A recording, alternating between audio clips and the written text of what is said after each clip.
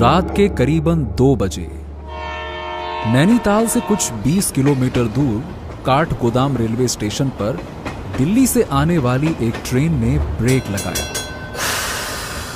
शुभम अपने लगेज के साथ ट्रेन से उतरा। उतरते ही उसकी नजरें किसी को ढूंढ रही थी। उसे उम्मीद थी कि प्लेटफॉर्म पर कोई तो उसका इंतजार कर रहा होगा, मगर आसपास सिवाय लैंप पोस्ट की पीली रोशनी और उसकी अपनी काली परछाई के दूर दूर तक कोई नहीं था। चारों ओर सन्नाटा पसरा हुआ था। शुभम ने अपनी नजरें चारों ओर घुमाई। ये दोपहर को ही तो केयर टेकर से बात हुई थी।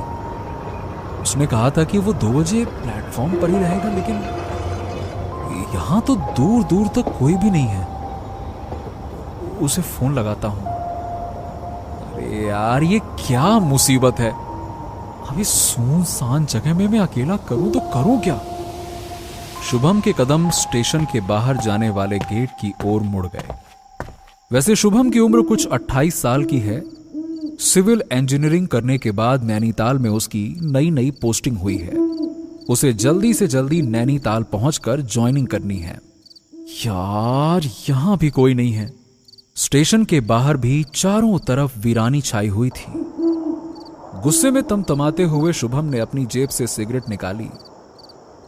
उसने अपने मुंह में सिगरेट दबाई ही थी कि तभी किसी ने अपना हाथ उसकी पीठ पर रखा। शुभम ने चौंक कर पीछे की ओर देखा तो सामने लाल रंग का मंकी कैप पहने एक नाटे कद का आदमी उसे घूरे जा रहा था। शुभम बाबू। विजेंद्र के सामने के दांत नहीं थे और उसकी एक आंख में मोतियाबिंद था। जी, मैं ही विजेंद्र हूं। शुभम का गुस्सा एकाएक फूट पड़ा। यह क्या तरीका है? कितनी देर से मैं यहां ठंड में खड़ा हूं। कहां थे तुम? जी, मैं तो आपको प्लेटफॉर्म पर ही ढूंढ रहा था। आप कहीं दिखे ही नहीं। आप आइए इस तरफ, गाड़ी खड़ी है। हवा बहुत तेज है, आपको ठंड लग जाएगी। लाइए, मैं आपका सामान ले लूं। लाइए। शुभम ने बहस करने की बजाय गाड़ी के अंदर जाना ही ठीक समझा, क्योंकि ठंड भी बहुत ज्यादा थी। दोनों गाड़ी में बैठ गए। विजेंद्र ने गाड़ी स्टार्ट की और सन्नाटे को चीरते हुए वहां से निकल गए। शुभम की आंखों में नींद झलक रही थी। उसने अपनी आंखें बंद की और सो गया। विजेंद्र ने अचानक से ब्रेक लगाया। शुभम हड़बड़ाकर उठ गया। उसके ठीक सामने लिखा था बंगला नंबर 36। बंगले की दीवारों पर कालिख जमी हुई थी। वहां 3-4 बंगले और भी थे, पर ऐसा लग रहा था कि मानो सभी बरसों से बंद पड़े हों। दोनों गाड़ी के बाहर निकले। हाँ, तो यही है तुम्हारा गेस्ट हाउस? जी बाबूजी, पर मैं तो बस केयर टेकर हूं, मालिक तो कोई और ही है। अच्छा। वैसे देखने में तो ये कोई भूत बंगला लग रहा है। विजेंद्र ने एक जंग लगे ताले को खोला और दरवाजे को जोर से धक्का मारकर खोला और अंदर की बत्ती जला दी। शुभम भी उसके साथ अंदर आया। उस बंगले के अंदर की दीवारें भी काली पड़ चुकी थी। कमरे से एक अजीब सी बू आ रही थी, मानो यहां सालों से कोई आया ही नहीं। कमरे के कोने में कुछ जली हुई कुर्सियां रखी थी। शुभम ने विजेंद्र से पूछा, ये कैसा गेस्ट हाउस है? सारी दीवारें काली क्यों हो गई हैं? बाबूजी, कई साल पहले यहां आग लग गई थी। सब कुछ जलकर खाक हो गया था। उसके बाद यहां रंगाई पुताई कभी नहीं हुई, तो पड़ा है ऐसे ही। आग? कैसे? जी, वो शॉर्ट सर्किट हो गया था, पर अब घबराने की जरूरत नहीं है। अब सब ठीक है। शुभम काफी थक चुका था, तो वो अपने सामने पड़ी आराम कुर्सी पर बैठ गया। शुभम ने अपनी आंखें थोड़ी देर के लिए बंद की ही थी कि अचानक से खट की आवाज आई और बिजली गुल हो गई। कमरे के चारों तरफ अंधेरा फैल गया। शुभम घबराकर उठा। ये क्या हुआ? बिजली कैसे चली गई? जी, लगता है फ्यूज उड़ गया है। मैं अभी ठीक कर देता हूं। विजेंद्र ने अपनी टॉर्च जलाई और बाहर फ्यूज ठीक करने चला गया। शुभम के ठीक पीछे लकड़ी का एक दरवाजा था। उस दरवाजे के अंदर से किसी के दस्तक देने की आवाज आई। शुभम अपने पीछे की ओर मुड़ा, मगर उस घुप अंधेरे में उसे कुछ भी दिखाई नहीं दे रहा था। अचानक दरवाजे पर ठकठकाने की आवाज तेज होने लगी, जैसे दरवाजे की उस तरफ कोई है। शुभम ने अपने मोबाइल का फ्लैश ऑन किया और उस दरवाजे की ओर बढ़ने लगा। जैसे ही शुभम दरवाजे के करीब पहुंचा, ठक-ठक की आवाज अचानक से बंद हो गई। उसने धीरे से दरवाजा खोला और अंदर की ओर देखा। अंदर कमरे में दीवारों पर जली हुई पेंटिंग्स के अलावा कुछ भी नहीं था। शुभम ने राहत की सांस ली और दरवाजा बंद करके वापस जाने के लिए मुड़ा, और तभी एक हवा का झोंका शुभम के गाल से टकराया और काला साया तेजी से उसके शरीर से आर पार होकर सीधा कमरे की दीवार में घुस गया। शुभम के हाथ से मोबाइल छूटकर फर्श पर गिर गया। उसके दिल की धड़कनें तेज हो गईं और डर के मारे उसके मुंह से एक हल्की सी चीख निकल गई। इससे पहले कि वो कुछ समझ पाता, फिर से जोर से खट की आवाज आई और बंगले में बिजली वापस आ गई। शुभम को कुछ समझ नहीं आया कि उसके साथ अचानक से ये क्या हो गया था। क्या ये उसका भ्रम था या वाकई में उसके कमरे में कोई था? शुभम बाबू, अब आप निश्चिंत हो जाइए, मैंने फ्यूज ठीक कर दिया है, अब कोई दिक्कत नहीं होगी। विजेंद्र ने शुभम के चेहरे पर एक डर महसूस किया। क्या हुआ शुभम बाबू, कोई परेशानी? शुभम अब भी शौक में था। हाँ, नहीं, कुछ भी नहीं। सुनो, कल मुझे 10 बजे ऑफिस में रिपोर्ट करना है। आज की तरह कल लेट मत होना, ठीक है? टाइम पे आना। विजेंद्र ने अपने चेहरे से मंकी कैप हटाया। शुभम उसकी सफेद दाढ़ी देखकर चौंक गया। विजेंद्र की उम्र लगभग 70 साल की होगी। जी आप बिल्कुल घबराइए मत, मेरा घर पास में ही है, मैं कल 9 बजते ही आ जाऊंगा, आप तैयार रहना। तुम, मेरा मतलब आप तो काफी बुजुर्ग हैं, विजेंद्र ने मुस्कुराते हुए कहा। जी, थोड़ा बूढ़ा जरूर हो गया हूं, पर शरीर से लाचार नहीं हूं। अच्छा, अब मैं चलता हूं, आपका कमरा उस तरफ है, मैंने बिस्तर लगा दिया है, अब आप आराम करिए, सो जाइए।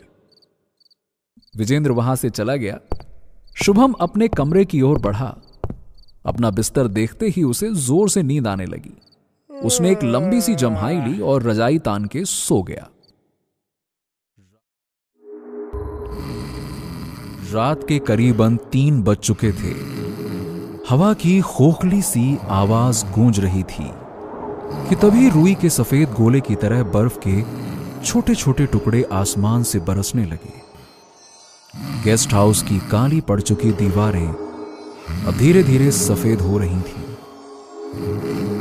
इधर शुभम अपने कमरे में घोड़े बेचकर सो रहा था कि ठीक उसी वक्त ऊपर के कमरे से एक जोर की आवाज आने लगी, जैसे कोई किसी चीज को बार बार फर्श पर पटक रहा हो। शुभम की नींद टूट गई और उसने ऊपर की ओर देखा।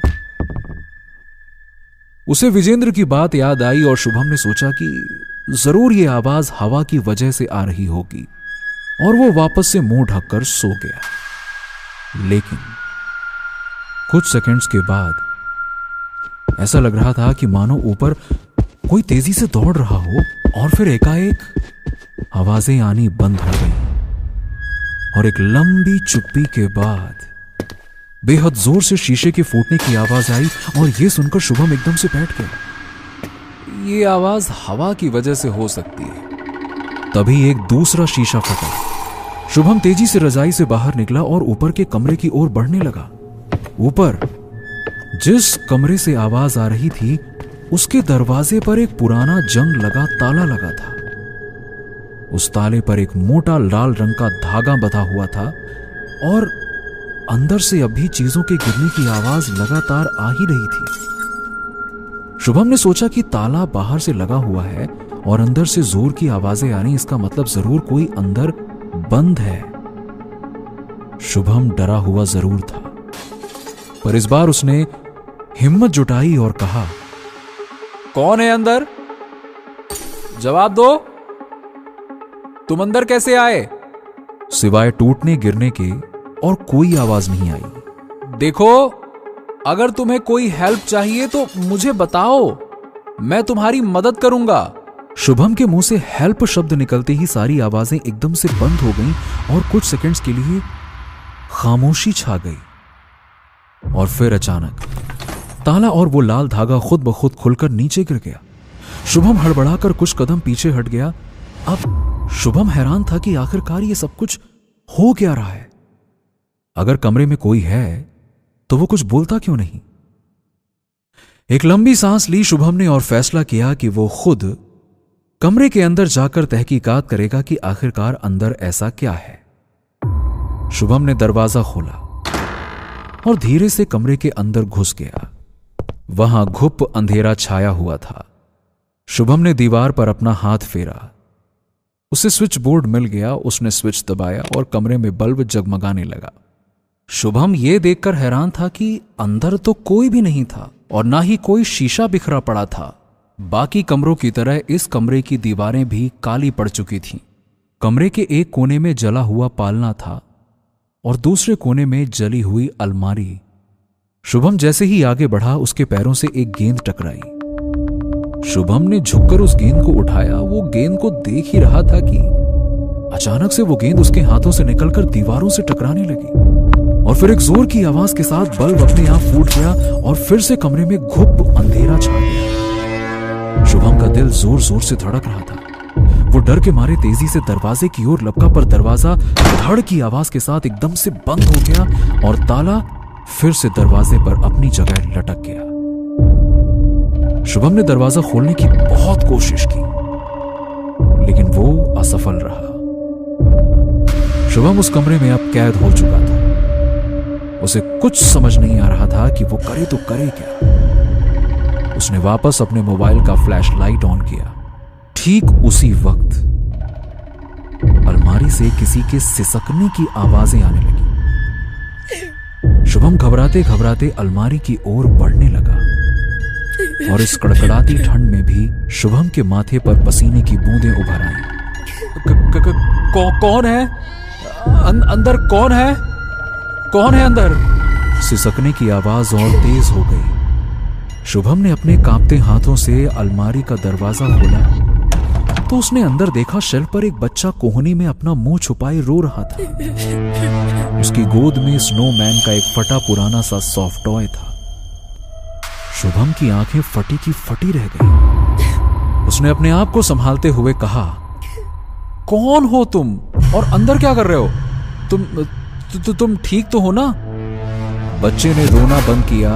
उसने अपना चेहरा धीरे धीरे ऊपर उठाया और शुभम की ओर मुड़ा। वो बच्चा कुछ 10 से 12 साल का होगा। उसने टूटी हुई आवाज में कहा, हेल्प। शुभम उस बच्चे का हाथ थामने ही वाला था कि अचानक से उस बच्चे के हाथ से लंबे नाखून निकले। ये देखकर तो शुभम का कलेजा बाहर आ गया। इससे पहले कि वो कुछ सोच पाता, उस बच्चे ने अपने नाखून शुभम के हाथों में गड़ा दिए। शुभम की चीख निकल गई और वो वहीं चक्कर खाकर गिर गया।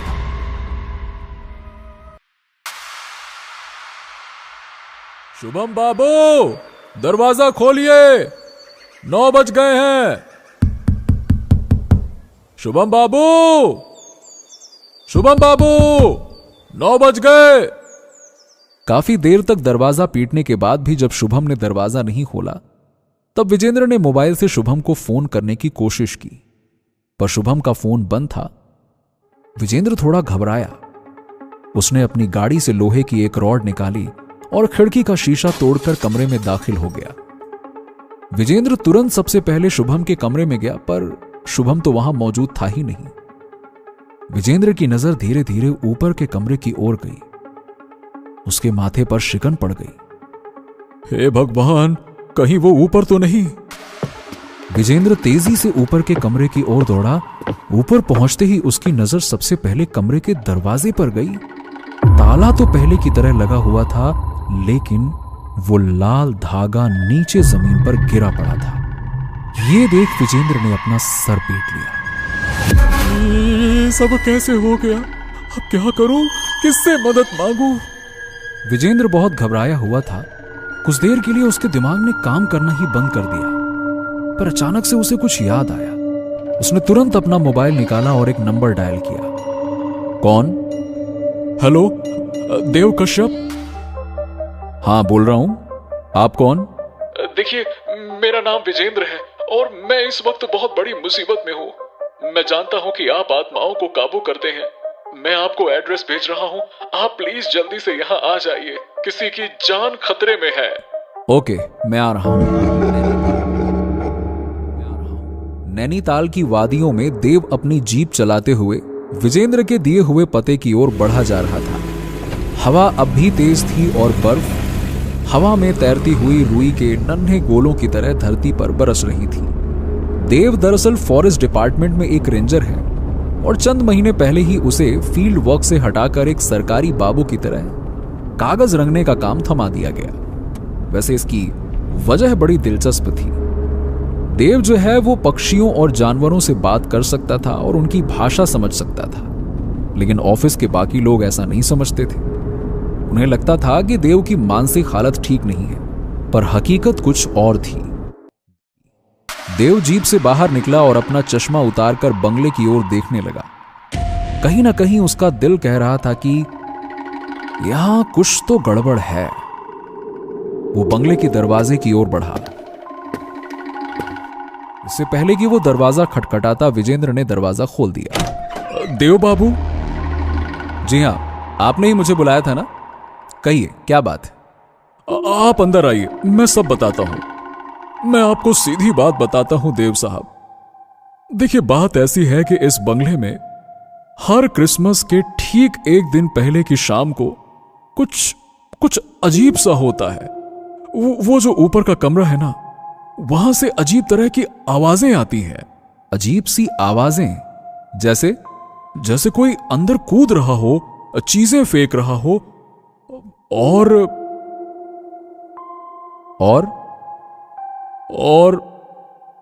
और यहां से क्रिसमस के एक दिन पहले 2 लोग गायब हो चुके हैं। गायब हो चुके हैं? मतलब? जी, वो मतलब कि देखिए, आज तक तो कोई नहीं जानता कि वो कहां है। तो आपने पुलिस स्टेशन में मिसिंग शिकायत नहीं लिखवाई? लिखवाई थी ना, लेकिन पुलिस वालों को भी कुछ पता नहीं चला। अच्छा, तो आप चाहते हैं कि मैं उन दोनों का पता लगाऊं? जी देखिए, उनको गायब हुए तो 5 साल हो गए हैं। तो फिर आज आपने मुझे यहां क्यों बुलाया है?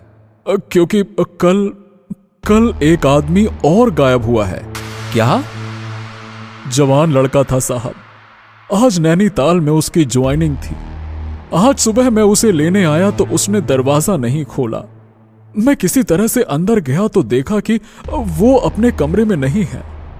आसपास भी ढूंढा, लेकिन कुछ पता नहीं चला। मैं जानता हूं ये उसी बुरी आत्मा का काम है। प्लीज कुछ कीजिए साहब, वो बेचारा अभी नौजवान लड़का है। जब आपको मालूम था कि क्रिसमस से एक दिन पहले ऐसा 2 बार हो चुका है, तो फिर आपने उसे यहां रुकने ही क्यों दिया? क्योंकि मुझे लगा अब सब ठीक हो गया है। जब पुलिस भी कुछ नहीं कर पाई तो मैंने एक तांत्रिक को यहां पे बुलाया। उसने कुछ मंत्र पढ़े और ऊपर वाले कमरे में ताले पर एक लाल धागा बांध दिया। अब 5 साल हो गया तो मैंने सोचा कि सब ठीक है, लेकिन देव साहब, मैंने यहां सुबह देखा वो लाल धागा गायब था। चलिए वो कमरा देखते हैं। देव और विजेंद्र ऊपर की ओर जाने वाली सीढ़ियां चढ़ने लगे। देव बड़ी ही बारीकी से घर के हर कोने का मुआयना कर रहा था।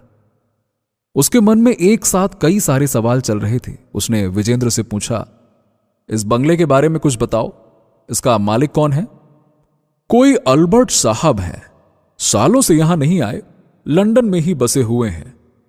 उनके बारे में ज्यादा कुछ नहीं जानता। अब मैं तो कभी मिला भी नहीं हूं साहब। इस बंगले की रखवाली करने के लिए हर महीने वेतन मिल जाता है, बस।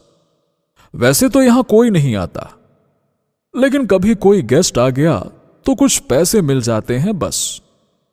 देव और विजेंद्र के कदम ऊपर वाले कमरे के दरवाजे के सामने रुक गए। देव ने उस दरवाजे को बड़े गौर से देखा। उसने अपनी आंखें बंद की। ये देव अपनी आंखें बंद करके ध्यान लगा रहा था और कुछ ही सेकंड्स के बाद उसने अपनी आंखें खोली और अपने बेहद खास फैंटम कॉर्ड से बने लॉकेट को गले से निकाला। और यह कोई मामूली पत्थर नहीं था, बल्कि इसमें एक दिव्य शक्ति थी। देव ने उस लॉकेट को दरवाजे पर रखा और वो पत्थर खुद ब खुद चमकने लगा। विजेंद्र ये देखकर हैरान था, उसकी समझ में कुछ भी नहीं आया। ये ताला तोड़ दूं साहब? नहीं नहीं नहीं, उसकी कोई जरूरत नहीं है। विजेंद्र साहब, आज मैं यहीं रुकूंगा। आप घर जाइए और बेफिक्र होकर आराम कीजिए। विजेंद्र कुछ देर तक सोचता रहा। न जाने क्यों उसे यकीन था कि देव कुछ न कुछ जरूर करेगा और शुभम को ढूंढ निकालेगा। ठीक है, जैसा आप मुनासिब समझें। मैं जाता हूं, कल सुबह आऊंगा। विजेंद्र वहां से चला गया और देव ने अपना लॉकेट वापस पहन लिया। देव जानता था कि आज रात में उसका किसी न किसी के साथ तो सामना होने वाला है।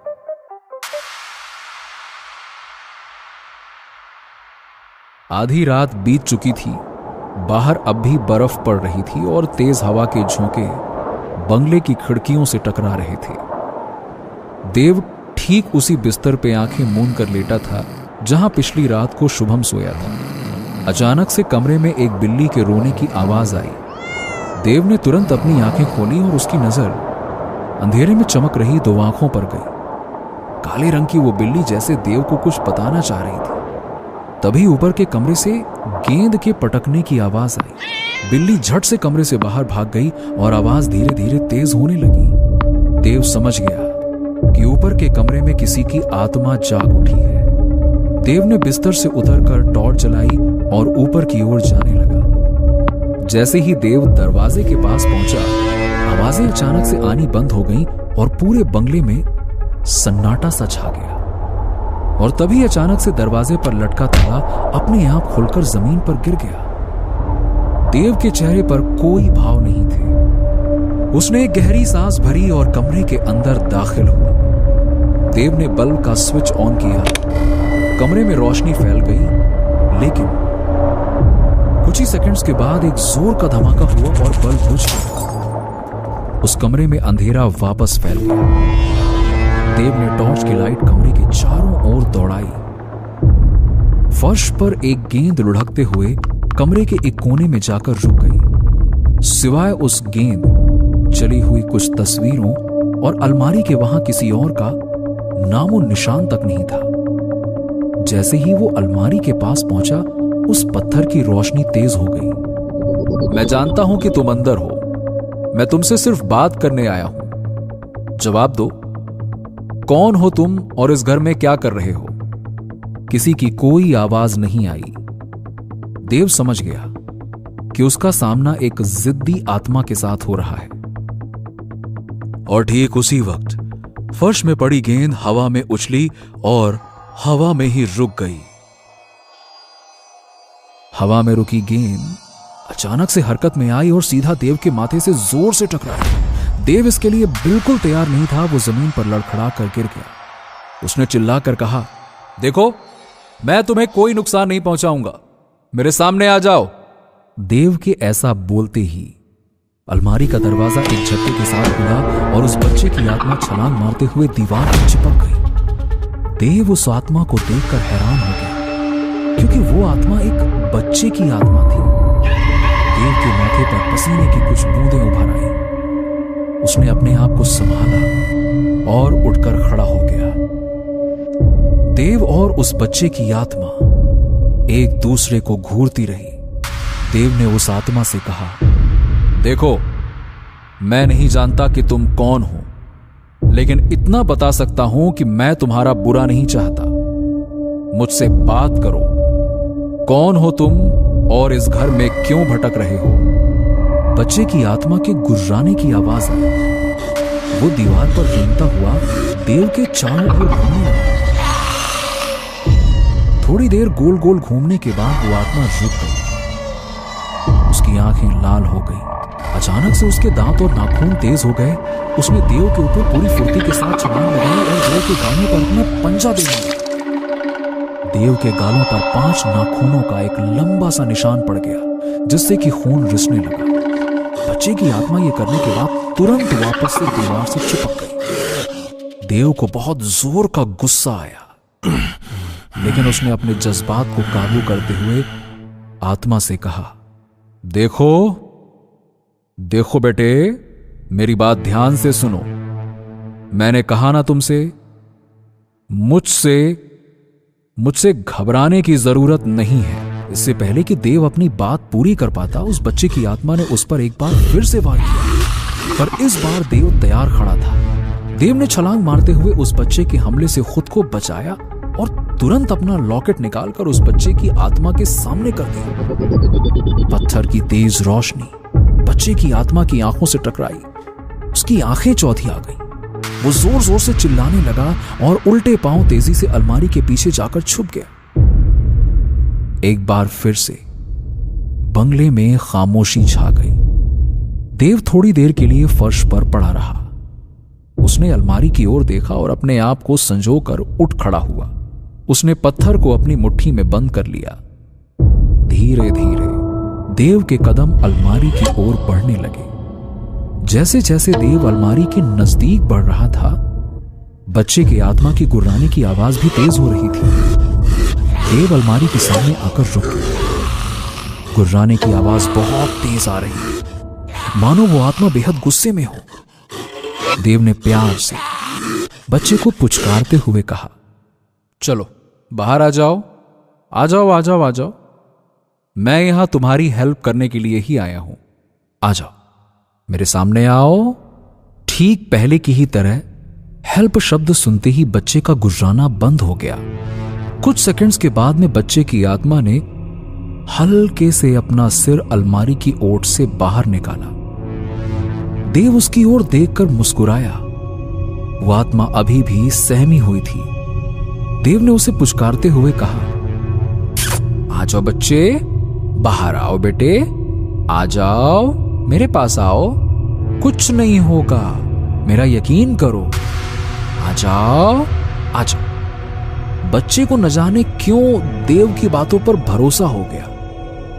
कुछ सोचने के बाद वो देव के सामने आकर खड़ा हो गया। देव को जैसे इसी मौके की तलाश थी। उसने झट से पत्थर बाहर निकाला और पेंडुलम की तरह उसके सामने झुलाने लगा। इससे पहले कि वो आत्मा कुछ कर पाती, पत्थर के सामने आते ही जैसे उस पर कुछ जादू सा हो गया। बच्चे की आत्मा सम्मोहित हो चुकी थी। देव ने उस बच्चे की आत्मा को अपने वश में कर लिया। देव ने उसकी आंखों में आंखें डालकर कहा, मेरे साथ आओ। कमरे के बीचों बीच देव रुका और वो आत्मा भी। देव ने आत्मा से कहा, अपने बारे में बताओ, कौन हो तुम और इस घर से तुम्हारा क्या वास्ता है? कुछ देर की खामोशी के बाद बच्चे की आत्मा ने बोलना शुरू किया। मेरा नाम स्टीफन जेवियर है। आज से ठीक 10 साल पहले मेरी मौत इसी बंगले में हुई थी, जब मैं 12 साल का था। उस समय मैं, मेरी माँ वेरोनिका और मेरे डैड अल्बर्ट एक साथ इसी घर में रहते थे। डैड मेरे बिजनेसमैन थे और हमेशा अपने काम में व्यस्त रहते थे। माँ हमेशा शराब के नशे में चूर रहती थी। मेरे लिए किसी के पास समय ही नहीं था। फिर भी सब कुछ ठीक ठाक चल रहा था। फिर अचानक एक दिन डैड एक दूसरी आंटी को घर ले आए। उस दिन घर में बहुत झगड़ा हुआ। डैड डिवोर्स चाहते थे माँ से, और माँ शराब के नशे में बस एक ही बात चिल्लाती रही, आई विल किल यू, मैं सबको मार डालूंगी। उस रात के बाद से माँ का व्यवहार बहुत अजीब सा होने लगा। उनका नशा करना बढ़ता गया, चिड़चिड़ापन भी बढ़ गया। नशे में वो चीजें फेंकने लगी और मेरी माँ को लगता था कि उनकी जिंदगी में जो कुछ भी बुरा हो रहा है उसकी वजह मैं हूँ। मुझे उनकी बातें बहुत बुरी लगती थी, पर अकेले रोने के अलावा मैं और कर ही क्या सकता था। मेरी मदद करने वाला तो कोई नहीं था ना। क्रिसमस ईव आया। उस शाम को डैड घर आए। उन्होंने बहुत सारा पैसा माँ की ओर फेंका और कहा कि उन्होंने अपना सारा बिजनेस बेच दिया है और अब वो हमेशा के लिए लंदन जा रहे हैं। माँ चिल्लाती रही पर उन्होंने एक ना सुनी। वो वहां से चले गए। जाते हुए उन्होंने मेरी ओर देखा भी नहीं। माँ पागल हो चुकी थी। मैं उसके पास आया तो उन्होंने मुझे जोर से थप्पड़ मारा और धक्का देते हुए कहा कि मैं उनकी नजरों के सामने से दूर हो जाऊं। मैं भागकर अपने कमरे में आया और जोर जोर से रोने लगा। थोड़ी देर के बाद कार के स्टार्ट होने की आवाज आई। मैं भागकर खिड़की की ओर गया तो देखा कि माँ दूसरी कार चलाकर कहीं निकल गई। मैं दौड़कर नीचे आया तो देखा कि घर में आग लग चुकी थी। चारों ओर केरोसिन की गंध फैली हुई थी। मैंने दरवाजा खोलने की खूब कोशिश की लेकिन वो दरवाजा बहुत तेज से बंद था। कुछ देर के लिए मुझे यकीन नहीं हुआ कि मेरी माँ मेरे साथ ऐसा कर सकती थी। आग तेजी से फैलने लगी। मैंने अपनी जान बचाने के लिए बेसमेंट की ओर गया लेकिन तब तक बहुत देर हो चुकी थी। घर में जोर का धमाका हुआ। उसका सिलेंडर फट गया और आग और भयानक हो गई। मैं बहुत चिल्लाता रहा, हेल्प हेल्प हेल्प, पर दूर दूर तक किसी ने मेरी आवाज नहीं सुनी। कोई नहीं था बचाने वाला। आखिर में मैं उसी बेसमेंट में जलकर मर गया। उस शाम को मेरी माँ का भी एक्सीडेंट हुआ और वो भी घाटी में गिरकर मर गए। देव की आंखें नम हो चुकी थी। उस नन्हे से मासूम ने अपनी छोटी सी जिंदगी में क्या क्या नहीं झेला था। वो समझ भी नहीं पा रहा था कि उस बच्चे की जिंदगी कितनी दर्दनाक थी, उसकी मौत से भी ज्यादा। बच्चे की आत्मा ने देव की ओर देखा और रूंधे हुए गले से बोला, आखिर मेरा कसूर क्या था? देव के पास कोई जवाब नहीं था, पर फिर भी उसने कहा, तुम्हारे साथ जो हुआ मैं उसकी कल्पना भी नहीं कर सकता। बस इतना कहूंगा कि अब तुम्हें दूसरी दुनिया में चले जाना चाहिए। तुम्हें इस दुनिया से मुक्ति चाहिए। मैं तुम्हें मुक्ति दूंगा। बच्चे की आत्मा की आंखों में उम्मीद भर आई। उसने कहा, ऐसा हो सकता है? बिल्कुल, लेकिन उससे पहले तुम्हें मुझे यह बताना होगा कि वो लड़का कल से कहां गायब है। वो नीचे उसी बेसमेंट में है जहां मेरी मौत हुई थी। और बाकी के दो? वो भी वहीं है, लेकिन वो अब जिंदा नहीं है। तो तुमने विजेंद्र को क्यों छोड़ दिया? बच्चे ने बेहद मासूमियत के साथ कहा, क्योंकि उसकी सफेद दाढ़ी को देखकर मुझे सेंटा क्लॉज की याद आती थी। देव मुस्कुरा उठा। देव बेसमेंट के अंदर गया तो उसे वहां 3 नर कंकाल मिले। उनमें से एक उस बच्चे का था। शुभम भी वहीं बेहोश पड़ा था। देव ने तुरंत उसकी नब्ज टटोली। वो अभी भी चल रही थी। देव ने राहत की सांस ली। देव और विजेंद्र ने बाहर बर्फ पर 3 कब्रें खोदी। एक पादरी उनके पास खड़ा चैंट कर रहा था। जैसे ही पादरी ने चैंट करना बंद किया, देव को महसूस हुआ कि स्टीफन की कब्र से जगमगाते हुए जुगनुओं की तरह रोशनी आसमान की ओर उठ रही थी। देव ने हल्की मुस्कान के साथ कहा, rest in peace my child, rest in peace.